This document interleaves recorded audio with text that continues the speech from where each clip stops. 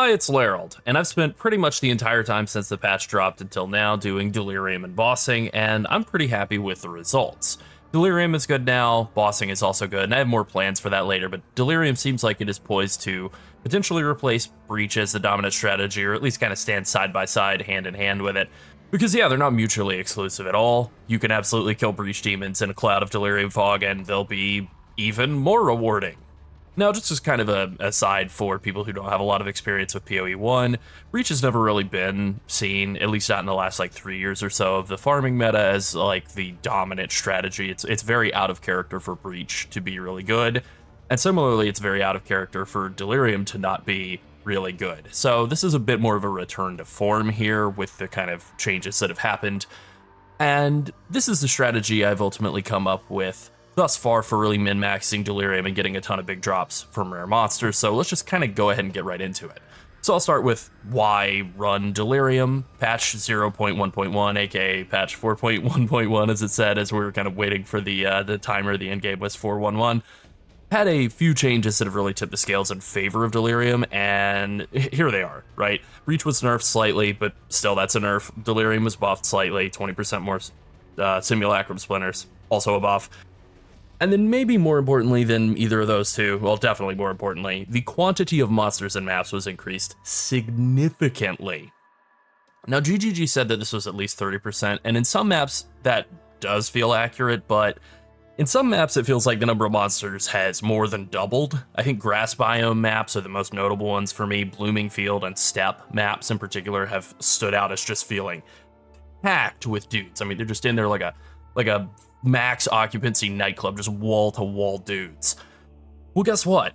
That is a big buff to Delirium, and it is actually a pretty decent indirect nerf to Breach, because the entire point of Breach is that it adds guys into otherwise kind of empty maps. It's not like Breach Splinters are worth much, or Catalysts. I mean, Catalysts are basically all worthless at this point. The whole point of Breach is just simply to get more rares, and Delirium is doing a better job of that, and also juicing the rares that exist in the map, outside of the mechanic better as well. So if the maps are no longer empty, then adding Delirium's bonuses onto them suddenly becomes much more powerful.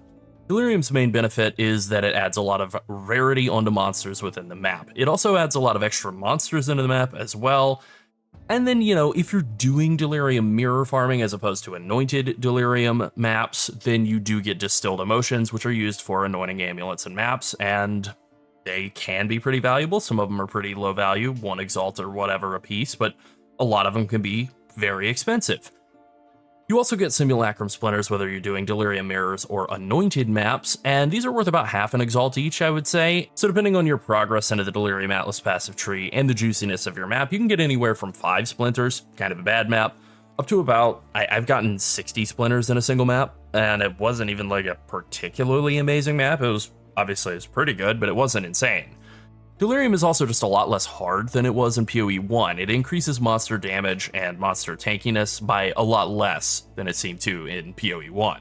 Also, just as kind of another side bonus, Delirium mods actually make monsters stop attacking periodically to cast, specifically like rares and bosses is really what matters, and this actually does make bosses easier. This is kind of tech from PoE 1, where Tier 17 maps do become easier if you have 20% deliriousness on them, because the map bosses, which are insanely dangerous on their own, will stop and use the significantly less dangerous Delirium monster effects, and that's exactly true with Path of Exile's map bosses as well, and since there are so many more map bosses due to the patch, this is just kind of good tech to remember. So there are a couple of downsides to Delirium. I mean, 1, it is just harder than not having Delirium. 2, it looks terrible. The fog obscures ground effects, and everything is in black and white. It's just the worst, right? And then number 3, personal issue, the music is just not my fave. It's better than it was in PoE 2, I think, but still just not my favorite track to hear on loop in every map. Now, I don't think that GGG is going to change Delirium based on my recommendations. I'm not stupid. I think they're committed to it as it is. It's Delirium, it's going to stay that way. But with that being said, if I could change anything about it, I would just make it Scourge. I would change all the aesthetics to Scourge and keep all the mechanics of Delirium. So let's go ahead and get into the setup of kind of juicing up your maps for Delirium, and I really want to start with tablets. These are kind of the most important aspect of setting up your maps correctly, and it really boils down to the prefixes. So there are a lot of different types of tablets. regular precursor tablets. Delirium tablets seem like the obvious one. Overseer tablets, I don't think the mods are in this for PoE 2DB, but the point is, there are a lot of different types of tablets. They all have the exact same prefixes, and the most important mod on any tablet by far is quantity found in your maps.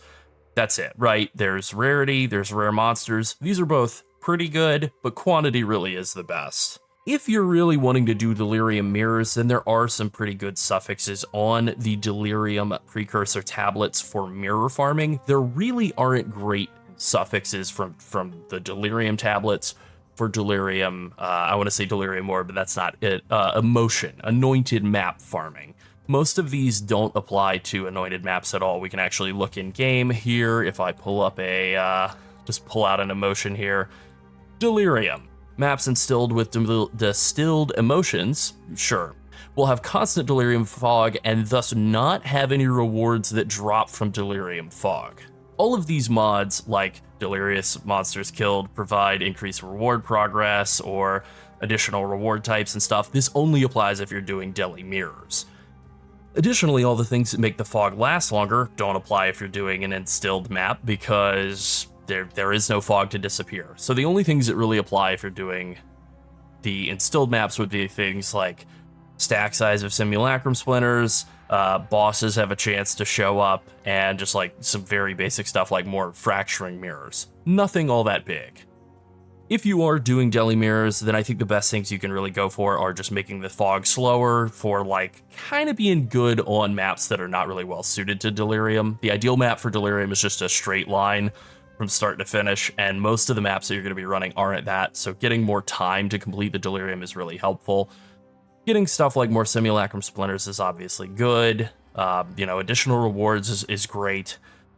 But really just making it so that you can kind of consistently get to the end of the map while the fog is still there is, I think, the best thing that you can get out of the Delirium tablet suffixes, but none of the suffixes are nearly as important as the prefixes. And so honestly, I would justify running other tablet prefixes, just getting that quantity onto my maps more than I would care about using Delirium specifically. But you are going to be clearing Delirium, so you're going to get a lot of Delirium tablets, so it shouldn't be too hard to kind of sustain that. All right, maps are super simple. You do want to go for 6 mod maps and then corrupt them. If you want to anoint them, be sure to do that before you corrupt them, since you won't be able to do it afterward. And then the map mods that you really would prefer to get are like quantity, rarity, and rare monsters. Those are the 3 best map mods. Anything other than that doesn't really matter. If you're doing a map that has a boss in it, you do want to run a map that has suffixes, like, doesn't have to be 600% waystone drop chance, but, at least like 200 something, so that you will get multiple waystones out of killing that boss. All right, now I'm going to show off the Atlas passive setup that I've been running, and this is the full Atlas passive tree I'm using. I will link to this in the description. We're taking all the normal stuff in the standard Atlas passive tree. We're taking like Deadly Evolution, Rising Danger, get more rares, make them more juicy, more dangerous. Grueling Journey for more waystone mod effect. Same goes with Enigmatic Intensification and Unstable Energies. We're also taking Lucky Pillage for a bit of quant. The one thing that we are doing that's a little different is instead of these 3 2% quant nodes, where we're giving up that 6% quant to get the 2 nodes on the side here for more tablet effect. If you have several tablets overlapping on a map, like 3 of them that have like average quant rolls, this will actually wind up being worth more than 6% quant, and it also can get increased by remnants of power, so it'll actually be better than these 3 small nodes, but you do need to have quant on the prefixes on your maps. And then we could take this point out of precursor influence, but right now I'm trying to hoard up bossing tablets, so I'm using this because I want to get more bossing tablets, but you could also swap it into local knowledge if you're doing a swamp or water biome map for more raw currency. Now, as for the Delirium passives, obviously these are super important. I like to take Get Out of My Head as the first point. It just gives you a 20% chance for all of the waystones that you find to have random instilled emotions applied to them. It can be 1 to 3, it can be the most expensive, the cheapest, whatever. Just kind of free anoints. This can be really good for getting a stockpile going early on. And then it also sets you up to take Would You Like to See My Face, which gives you double Simulacrum Splinters from all the non-bosses that you find in your maps. Super, super, super valuable. It effectively doubles the amount of splinters you get, and that's just really, really strong. Now, it does make your Delirium Fog double in difficulty scaling with distance from the mirror. Basically, it makes everything harder if you're doing Delirium mirrors. If you're doing anointed maps, this literally has no downside. It is only just upside. I also like the mirrors. This gives you more fracturing mirrors. I played around with every single one of these nodes in here, and I really like this one a lot. It just gives you a lot of extra guys. And now that the fracturing mirrors don't do the annoying thing of spawning dudes who run out and shove you back and are immune, I don't hate the mirrors. I actually like this a lot. When we had that issue before the patch, this was a horrible point, but now it's pretty good. And then the issue is if you're doing non-mirror farming, if you're doing instilled maps, most of the rest of these points don't do anything for you. Like this one makes Delirium Fog dissipate slower. Obviously good if you're doing mirrors, totally worthless if you're not. It's not real, increases the amount of reward you get, also totally worthless if you're doing instilled maps. Same thing here, you get a chance an additional reward type, totally worthless if you are, if you're not doing Delirium mirror farming. So the downside of this is that you do take 30% extra damage from all the Delirium demons, which is, that's quite a lot. So you can absolutely just drop this and take. You can't just wake up from this one, but I think the ideal setup for really maximizing your value is instead of taking, you can't just wake up from this one, is to take Isn't It Tempting, try to get 30%, that 30% chance for an extra reward, and then get the reduced fog decay speed from tablet suffixes. That would be kind of the ideal setup. If you want to make it a little safer, you can just go with You Can't Just Wake Up from this one, and that works. If you're doing Delirium, Instilled Delirium, it's so hard to not say Delirium Orbs. I'm just going to say Delirium Orbs. If you're doing Delirium Orb farming, then I think They're Coming to Get You is really the only option, right? You have 3 options that don't work with it, and then you have this one that gives you a 25% chance to get a 25% increased chance to get unique bosses. And the way that boss spawn chance works if you're doing these anointed maps is you see the chance the players in area 36% delirious. This is an independent 36% chance to spawn each of the 2 bosses. So what this node does is it just multiplies that by 1.25, bumps it up to like 45% chance. The reason we don't take They're Coming to Get You for Delirium mirror farming is because it's actually too good. There's a weird bug with it where sometimes instead of pausing that timer for 4 seconds when you kill a rare, it just pauses it forever. It just never starts moving the fog ever again. And that's a problem. If this worked correctly, this would be the setup. It would just be all left side, but because it doesn't work correctly, you either want to go with this setup for a little bit more min-maxy, or this setup for a little bit safer go for mirrors, and then full left side if you're doing instilled maps.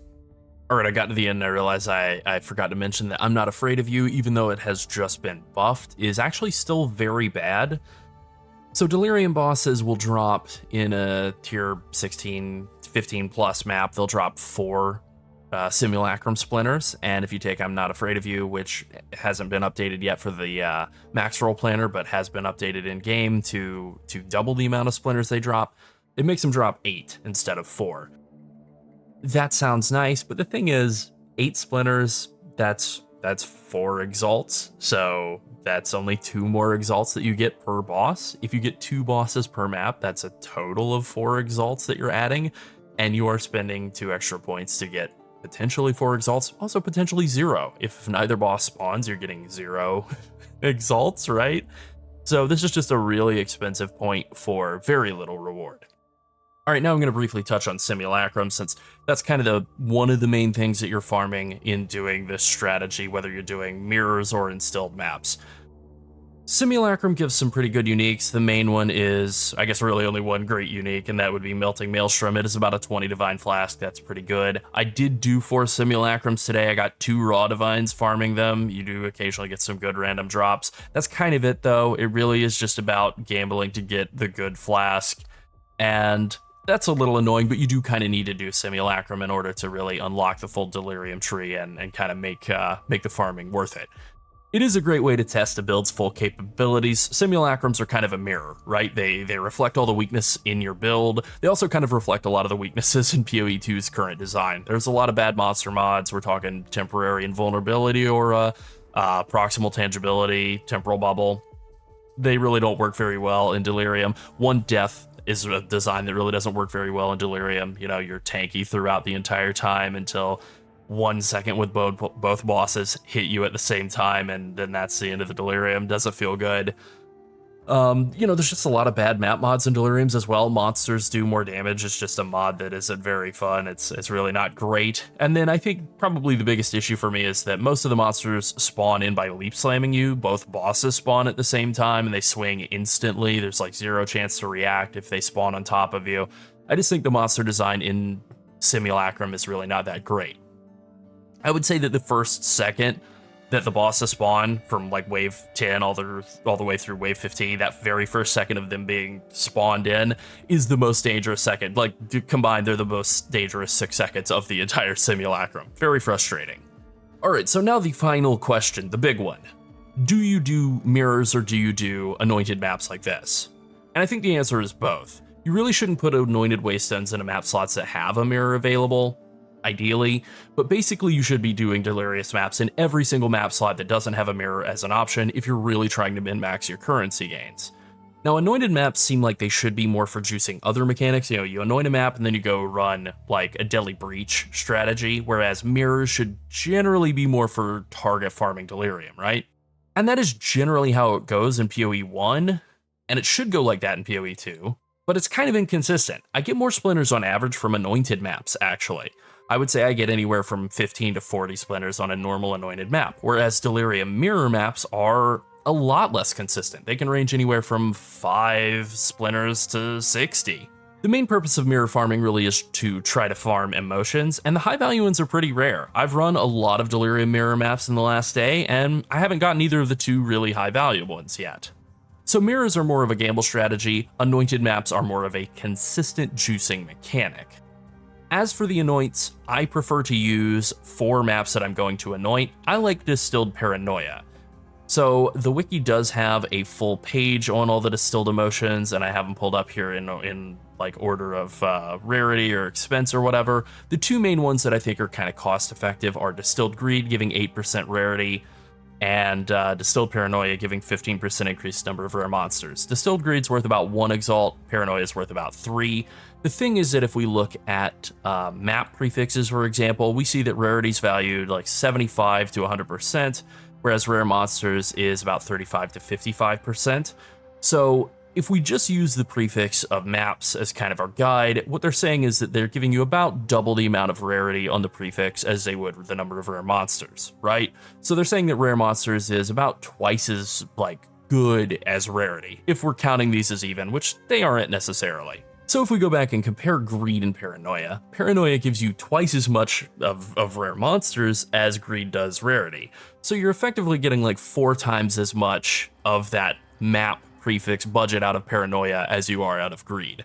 So I do think Paranoia is better, especially with the increase to the amount of rare monsters that are in maps now. I think that multiplicative effect of getting 45% more rare monsters is absolutely worth the 9 exalts on a good map, especially one that has good mods on it. Something like if this map, instead of having magic chests, it had like increased number of rare monsters, and then I slapped 3 paranoias on it to be a nice multiplier with that, and then I ran a really good map like Blooming Field, I think that there is really, really good synergy there. However, because this map doesn't have amazing prefixes, it has a rarity mod and that's it, I don't know that I would want to waste the anoint on this. I might just run this in a mirror map instead. Okay, let's wrap things up. Delirium is really good now. It's also a nice change of pace from Breach, and, you know, it's not like you can't do the 2 together either, right? Deadly Breach is a very good combo, for sure. Okay, be sure to like and subscribe if you enjoyed the video and you want to see more like it. We're closing in on 20,000 subscribers, and it is a huge milestone for us. And if you want to support us even further, consider becoming a channel member. Alright, that's it. Thanks for watching, and enjoy the Scourge music. Bye.